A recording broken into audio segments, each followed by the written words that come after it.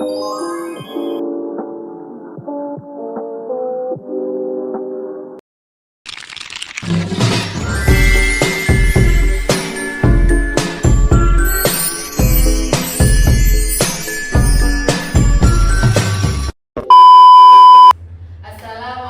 warahmatullahi wabarakatuh. Waalaikumsalam warahmatullahi wabarakatuh. Bagaimana kabarnya hari ini? Alhamdulillah, luar biasa. Allahu Akbar. Yes. Oke, sebelum kita memasuki pada materi hari ini, marilah kita berdoa terlebih dahulu. Berdoa mulai. Bismillahirrahmanirrahim. Alhamdulillahirabbil alamin. Ar-Rahmanirrahim. Maliki yaumiddin. Iyyaka na'budu wa iyyaka nasta'in. Ihdinas siratal mustaqim. Siratal ladzina an'amta 'alaihim ghairil maghdubi 'alaihim waladdallin. Amin. Oke, hari ini kita akan belajar kalimat SPOK. Ya, Bu. Nah, sebelum kita memasuki gambar, kita tepuk semangat dulu ya. Ya, Yuk, bisa kan? bisa. Tepuk semangat. Semangat. Semangat. Oke, apa yang kamu lihat pada gambar? Yang kamu lihat pada gambar apa? Anak sedang bermain. Nah, tujuan pembelajaran pada pertemuan hari ini yaitu yang pertama menyebutkan pengertian kalimat serta mengidentifikasi unsur-unsur kalimat sederhana yang meliputi subjek, predikat, objek, dan keterangan melalui contoh kalimat yang dibacakan atau ditampilkan dulu. Yang kedua, menggunakan struktur SPOK untuk menyusun kalimat sederhana berdasarkan gambar, pengalaman sehari-hari atau teks pendek dengan bahasa yang santun dan jelas. Yang ketiga, menganalisis kalimat sederhana dengan cara memisahkan dan mengelompokkan unsur subjek, predikat, objek, dan keterangan secara tepat. Nah, sekarang sebelum kita memasuki SPOK, apa sih kalimat itu? Kalimat adalah rangkaian kata yang disusun secara teratur dan memiliki makna yang lengkap. Kalimat digunakan untuk menyampaikan pikiran, perasaan, atau informasi kepada orang lain. Nah, dalam penulisan kalimat itu harus diawali dengan huruf kapital dan diakhiri dengan tanda baca. Tanda bacanya itu tanda baca titik. Contoh kalimat, ibu memasak nasi. Ibu memasak nasi. Nah, harus diawali dengan huruf kapital, diakhiri dengan tanda baca titik. Sampai sini paham? Paham. Ya, yaitu kalimat. Selanjutnya yaitu struktur kalimat SPOK. Kalimat dalam bahasa Indonesia umumnya memiliki struktur SPOK. SPOK itu apa sih? S itu subjek.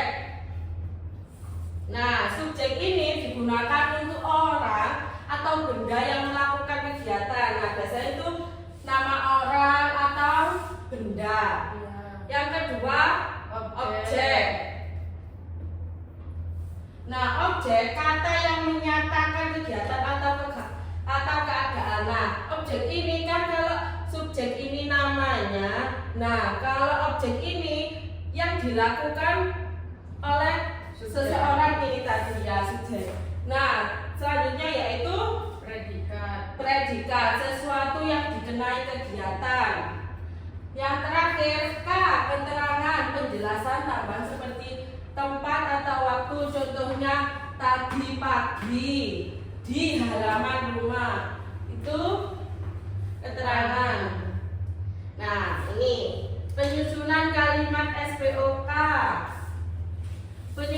kalimat SPOK dilakukan dengan menempatkan unsur-unsur kalimat secara urut dan tepat. Langkah-langkahnya yaitu menentukan subjek, ini tadi ya, nama atau benda. Ya. Yang kedua, Objek. menentukan predikat kegiatan yang dilakukan.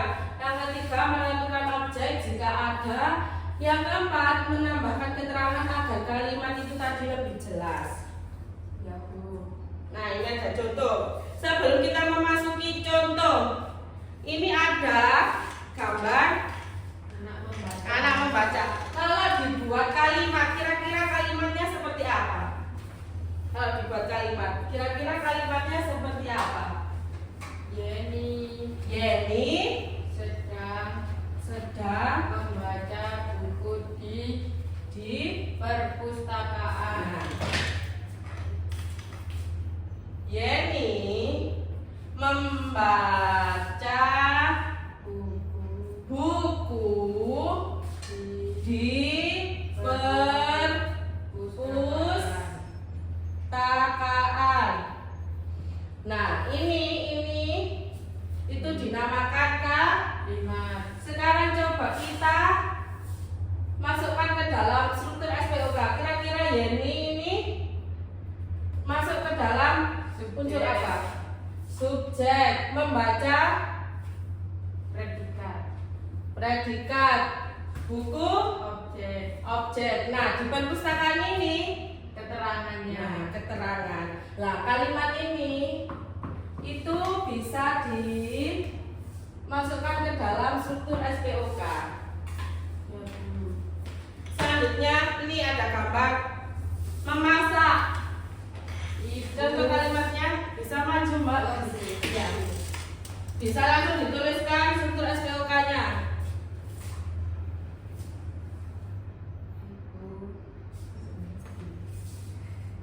Ibu memasak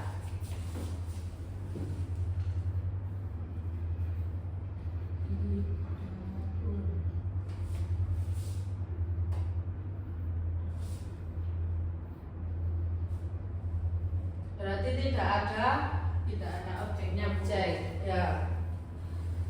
Ibu memasak di dapur, berarti objeknya tidak ada. Ibu subjek, memasak predikat, di dapur keterangan, ya.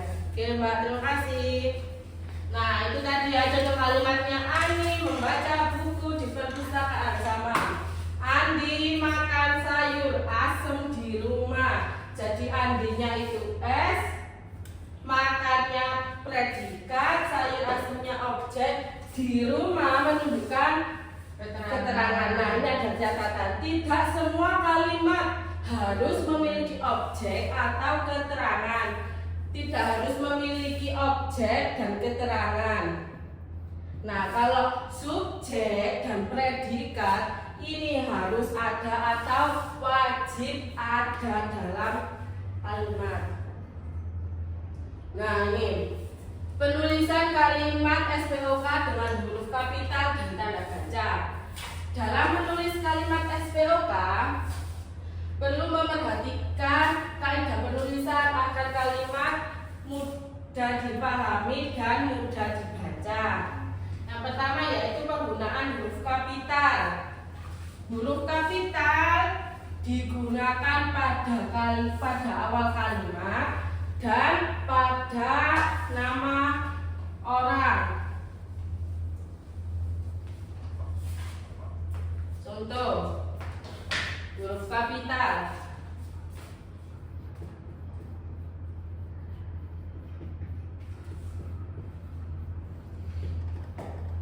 Digunakan pada awal kalimat. Contohnya tadi ya, ibu memasak sayur.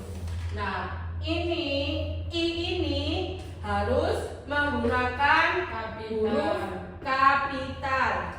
Contohnya lagi, Yeni membaca buku. Nah, ini kan nama orang. Nama orang itu depannya wajib huruf Gula kapital. Nah itu contoh bertanya, Budi bermain bola di halaman. Siti menulis surat di rumah. Depannya huruf kapital kan? Ya. Nah, kalau contoh salahnya di Budi bermain bola di halaman. Nah B-nya ini itu salah karena tidak menggunakan huruf kapital.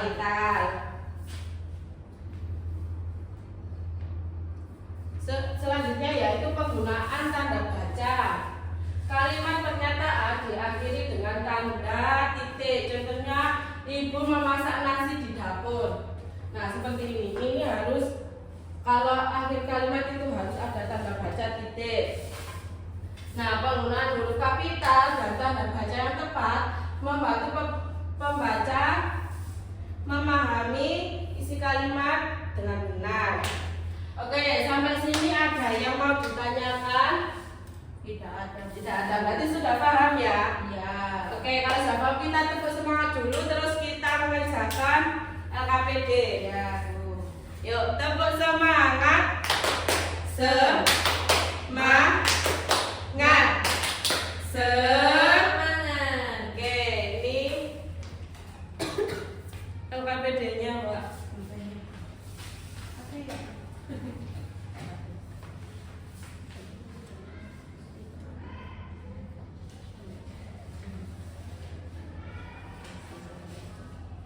Ini ada contoh gambarnya, terus kalian buat kalimat sendiri, terus dianalisis ke struktur SPOK. Kalau masih kurang paham boleh ditanyakan.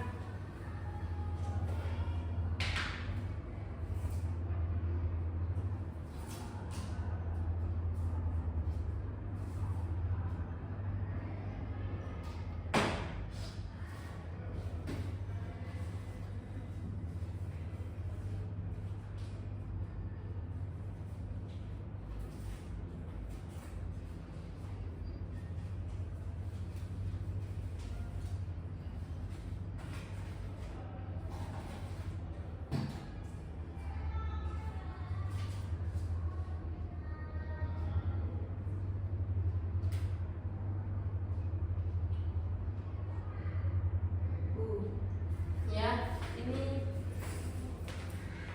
kan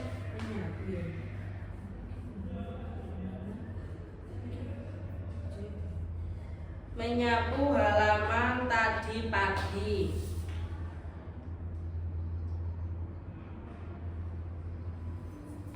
Berarti Yeni menyapu.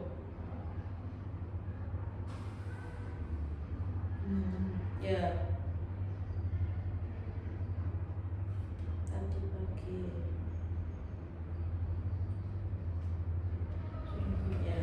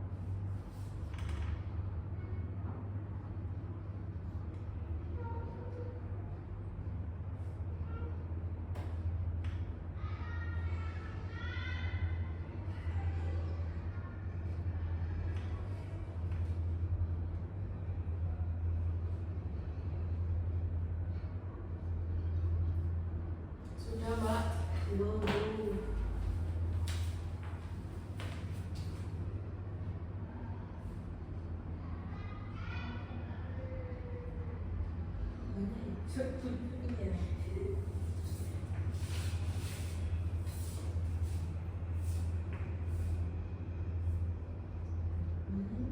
Yang lain objeknya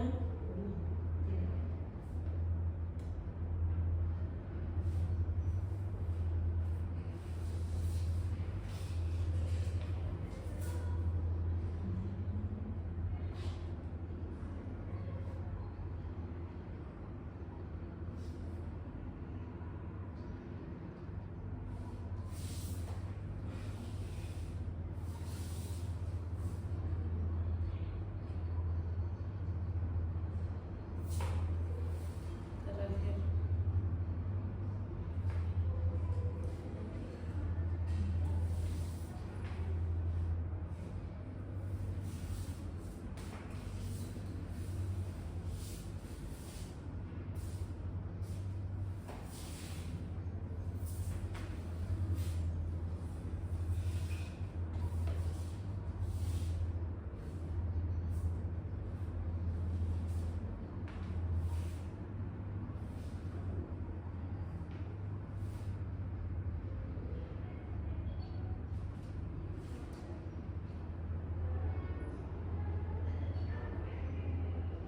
Sudah mudah. Ini namanya. Oh iya.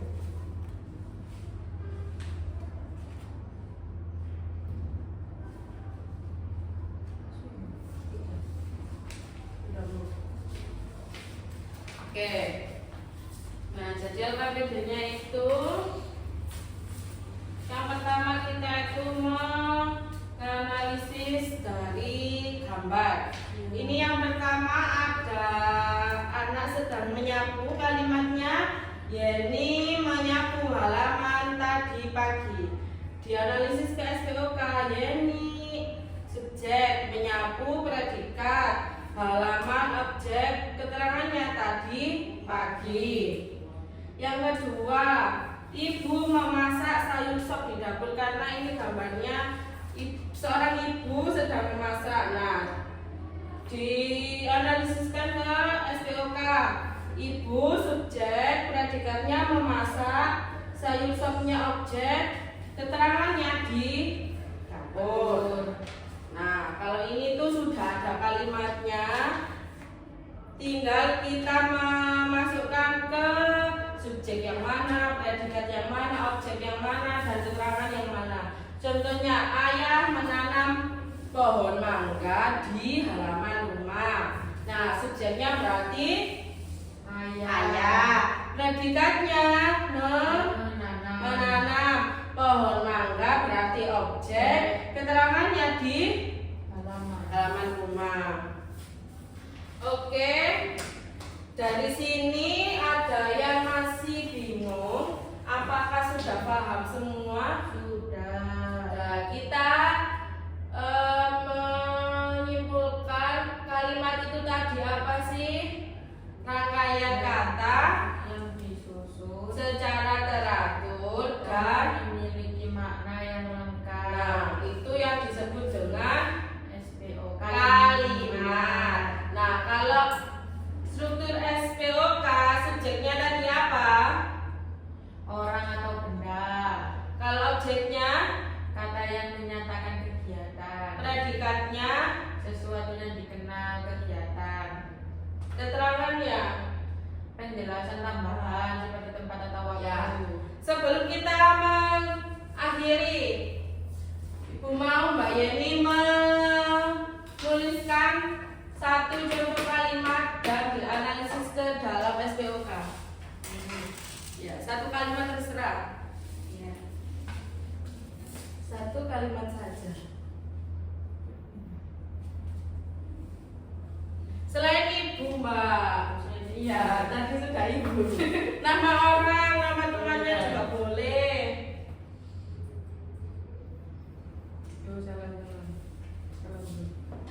Jangan lupa awal kalimat menggunakan huruf kapital kita. Dan diakhiri dengan Ini satu kalimat kayak gini ya? Bu? iya.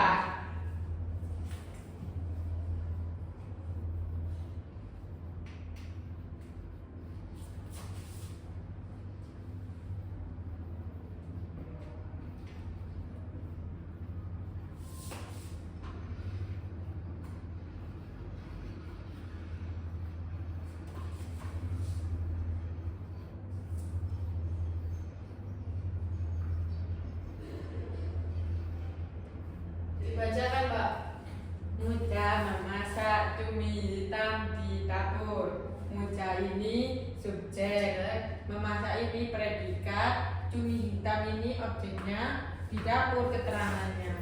Ya, terima kasih Mbak. Oke, silakan boleh duduk. Oke, kalau kalian sudah paham pada pertemuan hari ini, sebelum kita mengakhiri, marilah kita berdoa bersama. Bismillahirrahmanirrahim.